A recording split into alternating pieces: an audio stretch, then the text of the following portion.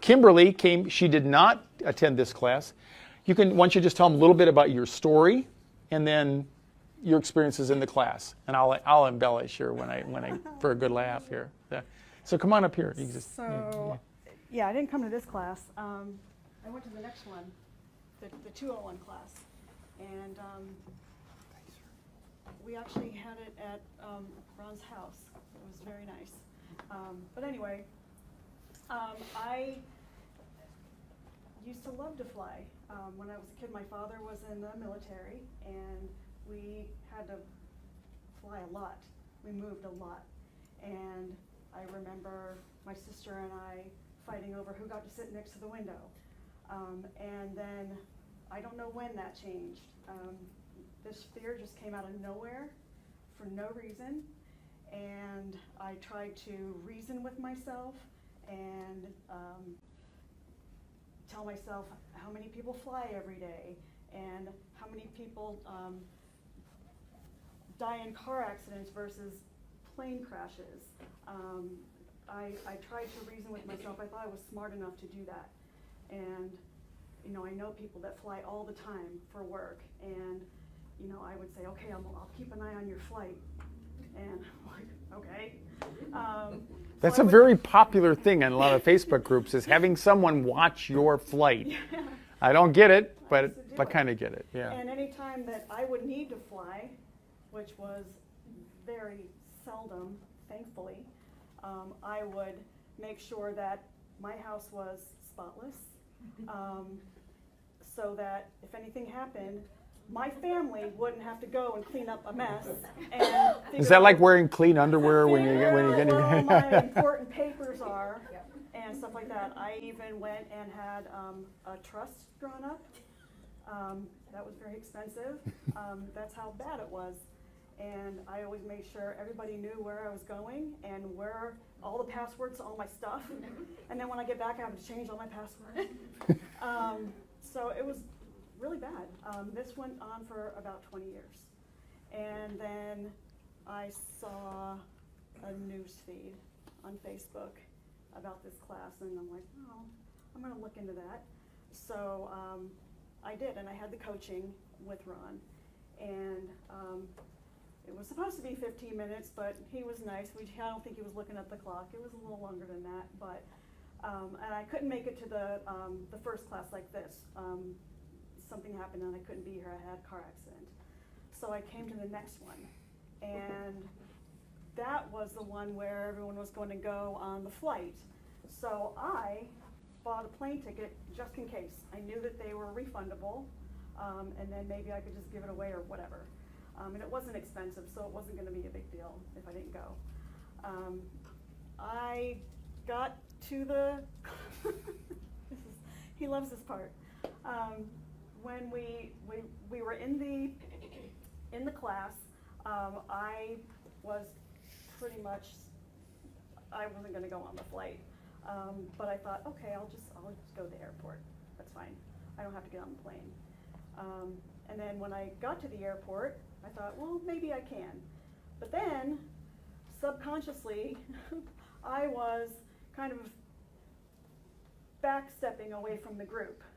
I didn't even realize I was doing it. I was just, everyone was talking and visiting, and I was just like listening, and I was like, yep, and I'm moving around, and just kind of backing up like this. And one of the other gals in the class ratted you out. Ratted me out, and Ron came and shuffled me back into the fold, and I am so grateful that he did that, because I get emotional about it, because that we flew to Vegas, and it was still scary when we got on the plane. We all sat together. The pilot came out and talked to all of us and told us everything's going to be great. He knew we were a group of fearful flyers and gave us all, what was it, licorice? He was just so nice. And the Red Vines, I think. Yeah, the flight attendants were great too. They really paid attention to us and just made us feel at ease. Ron was there. He sat with all of us, and if anything came up, you know, what was that sound, or why is this happening, or why aren't we moving? He was there to explain everything. And this class and then being on the plane with him information was power for me. It quelled every irrational thought that I had. Everything that I was afraid of was made up. I don't know where any of it came from, and it just got worse over time because I would never fly. My best friend lives in Vegas, and she'd say, well, just get on a flight. She would try to bribe me. I'll pay for it. I'm like, I don't care if it's free. I'm driving. So I'd rather drive 5.5 hours than fly for an hour. Even if it's free, I don't care. You can't pay me to get on a plane. But once we got to Vegas and I had all that information, we're standing there and we only have 45 minutes before we're supposed to come back. And I could not wait to get on the plane again, to come back here. Not that I just wanted to be back here, but I just wanted to be on a plane. I was so excited that all this fear was just gone. I know it sounds weird and untrue, and how is that even possible? I'm one of those people that was sitting in the class like you, thinking that. But it's true, and it's life-changing. Any fears that any of you have, I promise you, I had the same fears and even worse. Like, I went probably 10 steps further than I needed to on anything, like getting the trust and always making sure that my house is spotless so that when I'm dead, you know, my family doesn't have to go and clean up my mess, right? So that's how I thought. And all that is gone now. And now, since I took the class, I have gone on one flight. I went to see my best friend who's in Vegas. And I got on the plane, and it's always been, well, anytime I've gotten on a plane in the last 20 years, which hasn't been a lot, you know, the panic and the horrible thoughts, they're there, just automatically. So now I get on the plane, and they're not there anymore, and I feel weird. I feel like I'm supposed to be scared, but I'm not. And I sit down, I'm like, I remember all the things I used to go through and the things I used to tell myself. It's all gone.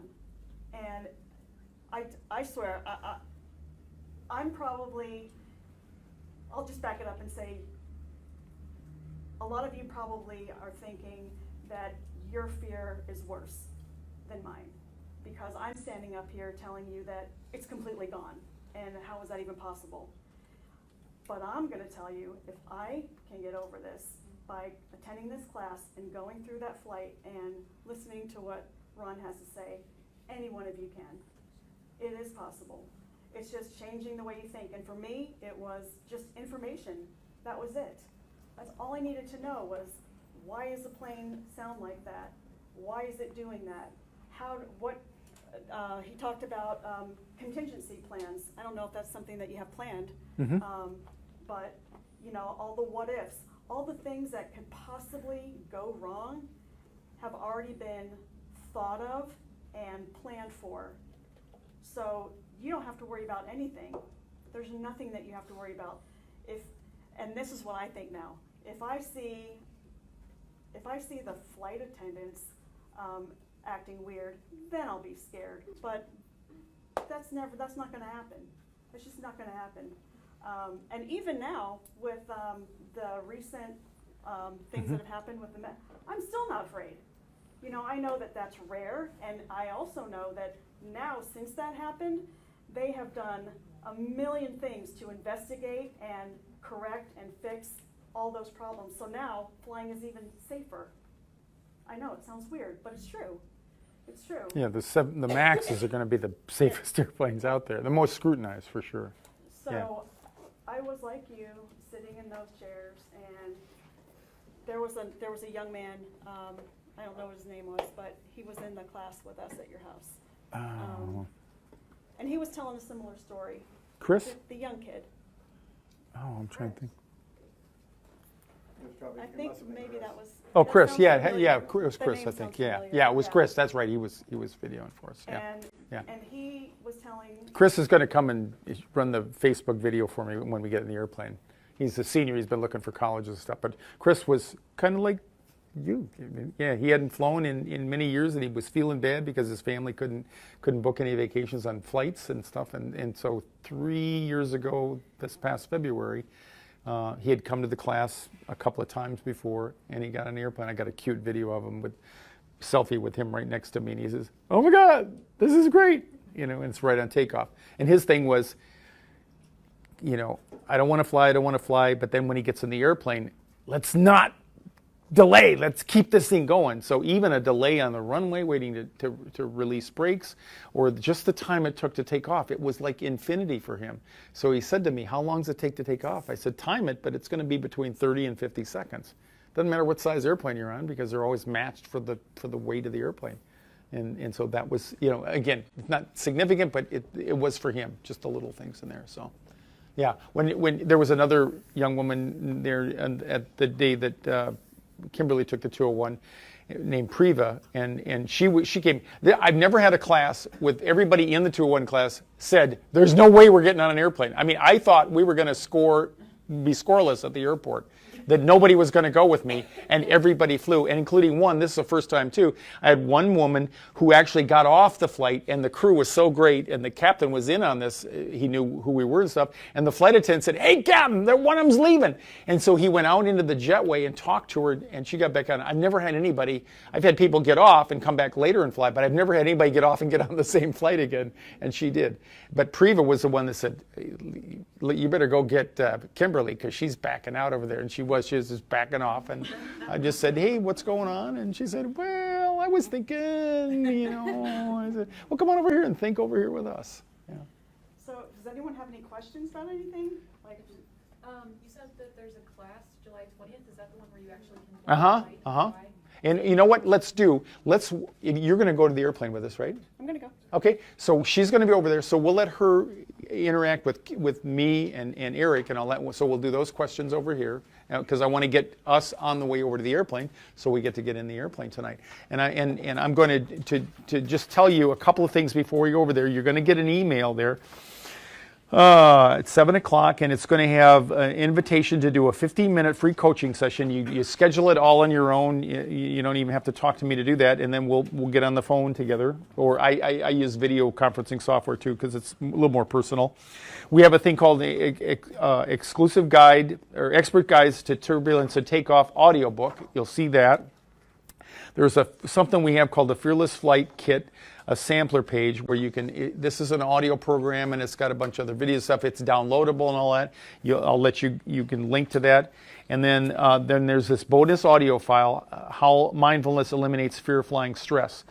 And so that's going to be the first audio file, and then there are two more in there. There's pre-flight tips by Captain Ron and Captain Eric, and then there's another audio that talks about when the door closing. Because of the power of mindfulness, but not only that, but audio. Audio has been a big, powerful force in my life. I read audiobooks all the time. That's how I get my information.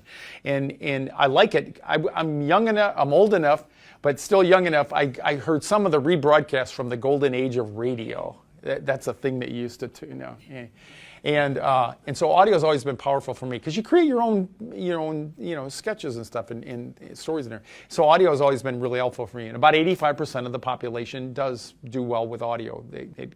It touches the same creative part of your brain where your fear comes from. So it kind of creates some disharmony and stuff like that. So that's why I found audios is very effective. The Fearless Flight Kit has several in it, as does the free audios that you're going to get access to tonight. So you're going to get that information. I'm not going to talk about any more.